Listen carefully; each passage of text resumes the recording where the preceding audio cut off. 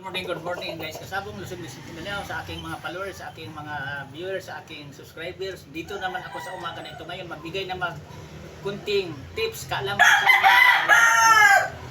para nga maliwanagan kayo, subaybayan niyo ang aking mga content sa i-upload ko dito sa aking channel, sa aking YouTube Kaliyaw Pasabog TV.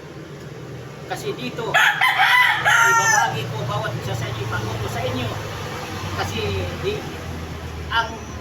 kung ano ang nalalaman ko tungkol sa pag-alaga ng manok, ibahagi ko sa inyo, isi-share ko rin sa inyo dahil sinabi ko naman sa inyo, nakapag-seminar ako sa pag-alaga ng manok. Dito kung panoorin nyo ang aking mga videos, ang kalaman ko sa pag-seminar ko, sa paano panatiling malakas, malusog ang mga katawan sa ating sisiw hanggang sa paglaki nila.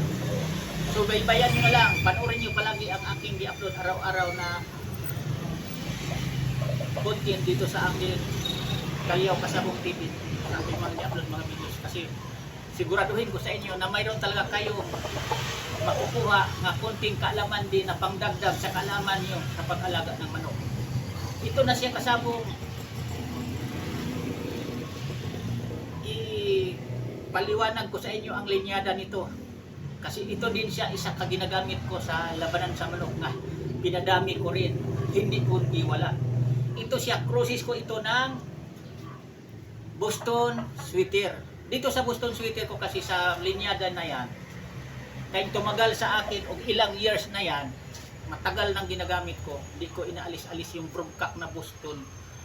Kasi ang mga anak niya, matatalo man pero ang daming ipanalo. Lamang sa panalo kung sa baga. Sa madaling salita, hindi kay kagaya ng unang mga linyada sa mga manok ko, mga magaling, super galing nga. Super galing talagang managlaro. Kaya lang, super galing naman ang aking pagkatalo. Palo na palo ang unang mga linyada sa mga manok ko. Sa kanya lahat ang palo. Lahat siya nagdala sa laro sa manok, sa paluan. Lamang na lamang siya. Ginawa lang niya na basahan ang naging kalaban. Kumo, hindi linyadang manalo, na-try ko na yun. Sa kanya lahat na palo, sa kanya din lahat na dukot sa bulsa ko o pamayan. Nanganalo. Yan. Sinasabi ko sa inyo ang totoo lang na pinagdaanan ko pagdating sa industriya sa larangan Pasabog. Kasi pinagdaanan ko na mula ng Negros, anong linyada ng manok, sa unang mga kalabasan sa mga linyada, mga anong klase at tinawag o Texas, anong tawag sa mga linyada na yan, na-try ko na yan. Pero dito sa linyada sa Boston Sweater ko at saka Sweater Gray, Hats Gray, iyan talaga ang sinasabi ko nga, hiyang nakulay sa akin. Tulad dito mga pula at saka yan mga kalisay ganyan. Kasi piniglaban ko, lamang ako sa panalo kaysa talo. Kung natatalo man yung mga ganong kulay, mga grease, mga Sweater Gray ko, karamihan niyan bago natalo nagdaan muna sila ng mga panalo. Tulad din ito. Ilan lang din ang di ko naman masasabi talaga kasi sa linyada sa manok kahit kaano ka winning line, kahit ano ka manalo. Katulad dito. Hindi naman lahat nasa kadami nilang ilalaban ko. Lahat yan talaga manalo. May natatalo talaga. Diretso sa mga katapatid. Pero sa halimbawa 20 pirasong magkapatid, palakhin ko yan, ilalaban, ihanda ko pag ilalaban ko na sa 20, mayroon talagang matatalo dito yan, mga 3 o 4. Yan ang totoo. Dami ang yung iba natatalo pero nagdaan ng panalo 1 o 2, yung iba nakatatlo. Yan ang totoo diyan. Kaya hindi ko tumigil sa mga linyada nito nga ito ang gimintin ko. Kasi lahat ng manok may kagalingan, nagdepende naman yan sa pag-alaga natin. Kasi ang manok talaga nga, siyempre ni-breed natin, pinapalahi natin yan. Kasi gamitin natin ang mga anak niya sa labanan. Pag masiglakihan na, piling-pili natin yan. Lahat tayo namimili, tayo mga sabungero. Kanya-kanya din ang estilo sa mikipaglaban, sa fighting sa manok, kung paano siya mikipaglaban. Kanya-kanya tayong hiligan. Yung iba, ulitin ko sa inyo, gusto, mga ilang angat, nagdepende yan sa inyo. Yung iba naman, yung makikig talagang dikitan agad. nagdepende na yan sa inyo. Hindi ko na yan pwedeng alisin, i-advise sa inyo dahil yan ang gusto nyo, yan ang nagpanalo nyo na makitig ang manok nyo, ang labanan nasa baba o sa taas, nasa inyo na yan kung alin ang ginugusto nyo. Pero para sa akin, ang minamanok ko yung all around siya. Ayaw ko yun na pag magtrabaho, halimbawa skill sa construction, hanggang libor lang, pang libor lang ang kilos mo, o kaya ang alaman mo, ano ka lang kampintiro, di ka marunong sa finishing, sa mason. Ang gusto ko sa isa kalinyada sa manok mo, para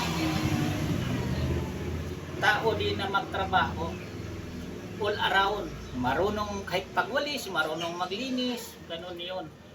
Kasi may tao na tinatawag din pagdating sa mga trabaho all around, minsan tahimik lang din niya sinasabi yun, pero pagdating na sa trabaho, dito sa foreman niya o engineer, alam niya ang dapat niyang gawin. Yan ang gusto ko, katulad ng minamanok ko.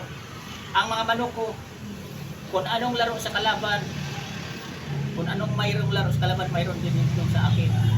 Kaya hindi ko kabado nga buwabangga, makalaban ko kahit kaninong manok, makabangga ko kung magkamats. Kasi ang manok ko, pili ko rin itong linyada at saka pinili ko talaga ang pwede kong gagawin lang panglaban, yung all around para sa akin. Kaya kailangan natin kung ano ang laro sa manok na kahiligan nyo, yung ipinanalo nyo, yan, ituloy nyo, ipirmaminti nyo yan. Kasi ang sa akin, ginawa kong pirmaminti din, pinagpatuloy ko, pinadami ko, hindi ko inalis ang linyada, yung nagpanalo din na all around ang laro. Pero dito sa sinabi ko na sa inyo, paliwanag ko pala sa inyo, ang all around sa laro sa manok, di rin natin minsan maasawan. Nagdepende din yan sa araw at saka pakiramdam natin. Pakiramdaman talaga natin ang manok natin, gaya niya, kung anong kilos niya, gaya niya, kung medyo mahina siya kumilos, ibig sabihin, hindi siya, ayan o, mahina siya, hindi kaagad, kung ano, alerto, ibig sabihin, alanganin yan, hindi pang laban, kasi hindi pa yan nakakondisyon. Pero sa manok, mabilis nang kumilos ang manok, alerto na, kapag ganyanan mo pa lang, diba? Papalo agad ang paa. Yan ang patandaan sa manok na kakondisyon. Pero yan, tingnan nyo ang lakad. Hindi nakakondisyon kasi yan ang risko nga nagkaroon ng sipon sa loob. Kagagaling lang yan. Kaya medyo mabagal siyang kumilos kasi wala sa, hindi pa nakakondisyon, hindi pa kain, nakagamot, ano yan, ng vitamins para panglaban. Kasi pagkain ang hindi panglaban, gaya niyan, ang pagkain lang yan, maintenance ko, inerton, hanggang inerton lang siya. Sa mga panglaban na manok, iba naman kasi ang ini-inject natin, hindi naman yung pang-maintenance na inject. Kasi sa mga inject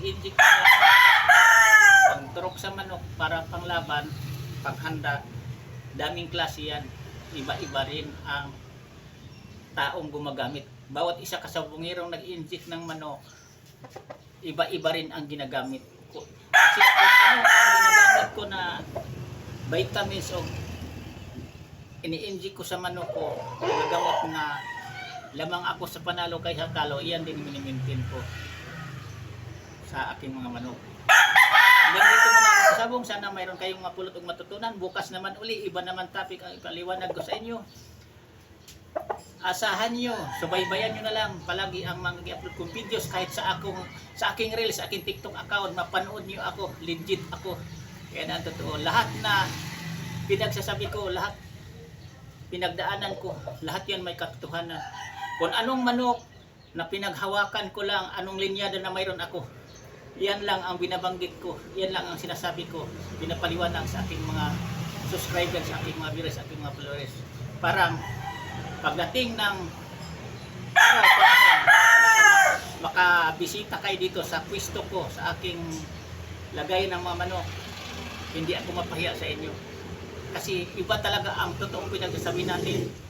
Huwag yung gawa-gawa lang kasi oras na may buwisita sa'yo na followers mo o kaya subscriber mo, tapos yung pinagsasabi mo, iba pala ang pagmukha ng totoong alaga mong mga manok.